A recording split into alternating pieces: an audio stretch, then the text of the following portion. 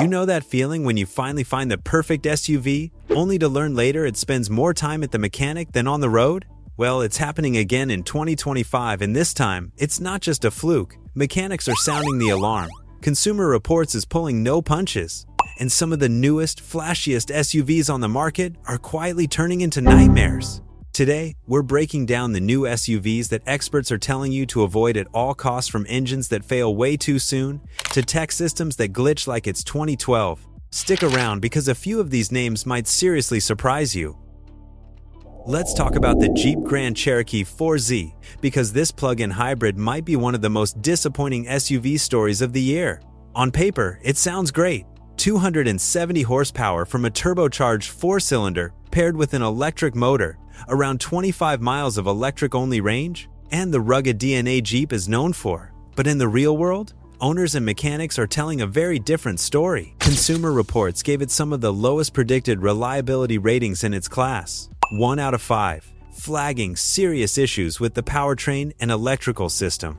And it's not just minor quirks. We're talking about SUVs that shut down without warning, dashboards that light up like Christmas trees, and charging systems that simply stop working. One owner even said, "I've had it in the shop more days than in my driveway, and I've only had it 6 months." But what really stings is the price. At over $60,000 new, the 4xe is a hefty investment, yet it's plagued with recalls from battery overheating to software glitches that affect drivability. And if you're thinking of holding onto it long-term, brace yourself. Replacement parts are expensive, and the hybrid system is notoriously difficult to diagnose, even for experienced techs. In short, the Grand Cherokee 4Z promises cutting-edge efficiency, but delivers old-school frustration. The next SUV? It might look like a safe bet from a trusted brand, but just wait till you hear what's going wrong under the hood. If you thought Mazda wouldn't slip, think again. The CX70 PHEV is Mazda's sleek new plug-in hybrid, aiming to blend luxury, efficiency, and that signature Mazda handling. But under the surface, this SUV is raising more eyebrows than confidence. Consumer Reports has already placed the CX70 plug-in hybrid in its lowest predicted reliability tier, and that's based on what they've seen with the nearly identical CX90 PHEV. The issue? Clunky transitions between electric and gas power, an 8-speed automatic that feels unsure of itself, and a hybrid system that seems a step behind Toyota or Honda's smoother setups. Drivers are noticing it too. At low speeds, especially in traffic, the ride gets jittery. The brakes feel overly sensitive, the engine restarts aren't seamless, and there's this awkward hesitation that just doesn't belong in a vehicle pushing $50,000 or more. And yes, turning off the auto start-stop helps a bit, but not enough to fix the roughness. And then come the real-life frustrations. Multiple owners report their brand new CX 70-second stalling mid-drive, needing hard resets or even a tow. The tech suite also feels half-baked. Seat heaters not working, remote start locked behind a phone app, infotainment quirks, little things that add up to a big annoyance. The final blow? Fuel economy isn't even that impressive unless you're charging constantly. Without regular plug-ins, you're basically driving a heavier, more expensive version of the gas model with little to show for it. Which of these SUVs would you absolutely not trust in your driveway? Drop your answer in the comments and tell us where you're watching from. We're building a community of smart car buyers across the country. And if you thought the CX70 PHEV had issues, wait until you meet its bigger sibling. The Mazda CX90 PHEV was supposed to be the brand's crown jewel, but under all that polish, it's hiding some serious trouble. Let's unpack it. The Mazda CX90 PHEV was supposed to be Mazda's big leap into the electrified SUV space, but what we got feels more like a stumble. On paper, it's impressive. A stylish 3-row with a plug-in hybrid setup and up to 25 miles of EV range. But under the hood, things get messy fast. Consumer Reports dropped the CX90 PHEV into its lowest reliability category for 2025, a direct result of the growing complaints and repeat issues from owners. The core problem?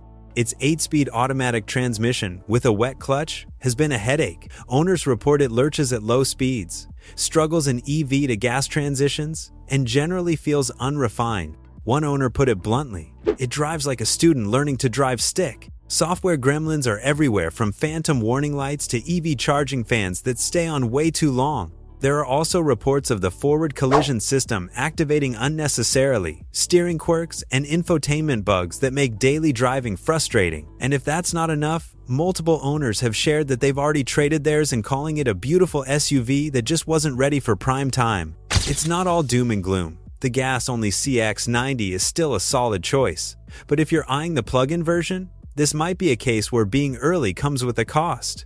And just when you thought it couldn't get worse, enter the Chevrolet Blazer EV. The Blazer EV should have been a home run, bold styling, big tech, and GM's hyped Ultium platform. Instead, it turned into one of the biggest headaches of 2025. Consumer Reports and multiple automotive outlets are calling it one of the most unreliable new EVs on the road, and it's not hard to see why. Within months of launch, GM issued a stop sale due to major software failures. We're talking about touchscreens going black, mid-drive, climate controls disappearing, and driver assist systems completely dropping out.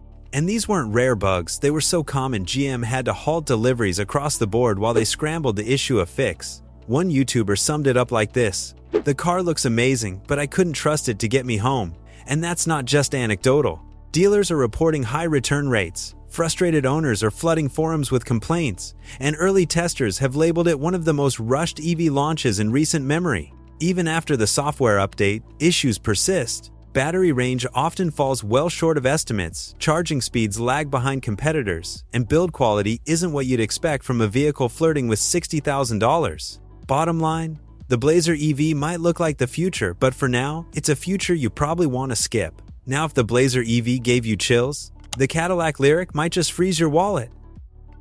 The Cadillac Lyriq rolled in with big promises, luxury, performance, and cutting-edge EV tech wrapped in a sleek SUV shell, but reality hit hard. For a vehicle aiming to challenge Tesla and Rivian, the Lyriq stumbled straight out of the gate. Owners have reported a wave of software issues, from frozen infotainment screens to glitchy instrument clusters and failed OTA updates. One driver said their Lyriq rebooted itself 3 times on a single commute. That's not futuristic, that's frustrating. And it doesn't stop there. Charging reliability has been a sore point, with DC fast charging often not reaching promised speeds, especially in colder climates. The advertised 300 miles of range, many drivers say it's closer to 230 in real-world use. Interior quality is decent, but not quite what you'd expect from a Cadillac pushing over $60,000. And while the ride is smooth, the Ultium platform seems to bring the same headaches seen in the Blazer EV, including system lag and software instability. Cadillac wanted the Lyriq to be its bold EV statement, but between the glitches, under-delivered range, and service delays, it feels more like a beta test on wheels. And if the Lyriq feels like a beta test, the Rivian R1S might still be stuck in alpha. The Rivian R1S is one of the most talked about electric SUVs in the game. Futuristic looks, off-road chops, and a startup swagger that's hard to ignore. But for all the hype, real-world ownership tells a different story. Let's start with reliability. Consumer Reports removed the R1S from its recommended list, citing software instability, powertrain quirks, and build quality issues. Owners report screens that randomly reboot, doors that won't unlock, and suspension systems that fail at low mileage. And while Rivian has pushed out over-the-air updates to patch things, it often feels like a game of whack. A mole fix one issue, another pops up. Then there's service. With Rivian still expanding its repair network, getting your R1S fixed can mean long waits and towing it hundreds of miles to the nearest service hub. One owner posted, "My SUV was out of commission for over 3 weeks just waiting for a part. Never again." Performance-wise, sure, it's fast, capable, and fun, but that's not enough when you're paying over $80,000 and can't trust the vehicle on a long trip. Range estimates are decent on paper, but vary wildly depending on driving conditions, especially with bigger tires or roof racks. In the end, the R1S feels like a glimpse into the future, but it's a future that's not quite ready for prime time. And if the R1S struggles with modern tech, the next SUV proves that sometimes being old school isn't any better. Let's talk about the Jeep Wrangler, specifically the 2025 version, which somehow manages to be both rugged and riddled with problems. You'd think after decades of refining one of the most iconic off-roaders ever, Jeep would have nailed it, but according to mechanics and Consumer Reports, the issues just keep crawling in. First, reliability. The Wrangler ranks near the bottom in Consumer Reports' predicted reliability for 2025, especially the 4xe plug-in hybrid. From drivetrain hiccups to persistent electrical gremlins, this SUV keeps techs busy. One owner summed it up: "I love the look, but I'm on a first-name basis with my service advisor." The hybrid version suffers from the same stalling, software errors, and power delivery glitches we saw in the Grand Cherokee 4Z, but add in a solid front axle. And now you've got steering that's vague and wobbly at highway speeds. Combine that with poor crash test ratings and a bouncy ride, and the Wrangler starts feeling like a lifestyle choice, with compromises. Fuel economy is also a joke for a modern SUV. Even the hybrid barely cracks 20 miles per gallon in real use. And despite high resale values, long-term ownership can get pricey, thanks to repair costs, inconsistent quality control, and a cabin that still feels like an afterthought in 2025. The Wrangler may be iconic, but these days, with a score of 2 out of 5, it's just as famous for trips to the trail as it is for trips to the dealership. And if the Wrangler feels rough around the edges, the next SUV proves that looking polished doesn't mean it's problem-free. Enter the Range Rover Evoque, a compact luxury SUV that turns heads in the valet line, but turns stomachs once the repair bills start rolling in. The 2025 Evoque keeps its sharp design and premium feel, but underneath that British charm lies a mountain of reliability red flags. Consumer Reports and J.D. Power consistently rank the Evoque near the bottom in reliability, and 2025 is no exception. Owners report everything from faulty electronics and touchscreen failures to sudden loss of power and leaky sunroofs. One reviewer didn't mince words: "It drives like a dream until it stops working." And it's not just electronics. The 9-speed automatic transmission has a history of rough shifts and delayed responses. Combine that with a turbocharged 4-cylinder that's prone to overheating and oil leaks, and you've got a recipe for frequent and expensive shop visits. Despite its luxury price tag, the interior build quality often falls short, with creaky panels and materials that don't hold up over time. And speaking of price, maintenance on an Evoque isn't for the faint of heart. Repairs cost more, parts take longer, and Land Rover's service network doesn't exactly have a reputation for speed or consistency. The Evoque might be all style on the outside, but under the hood, it's still the same old story: unreliable, overpriced, and better admired from a distance than owned in your garage. These SUVs might shine in showrooms, but behind the wheel, they're stacking up complaints faster than miles. From software meltdowns to mechanical letdowns, these are the models that prove not every new SUV is a smart buy. Which one would never make it into your garage? Drop your pick in the comments and let us know what city you're watching from. Smash that like if you want more real talk on the best and worst cars to own. See you in the next one.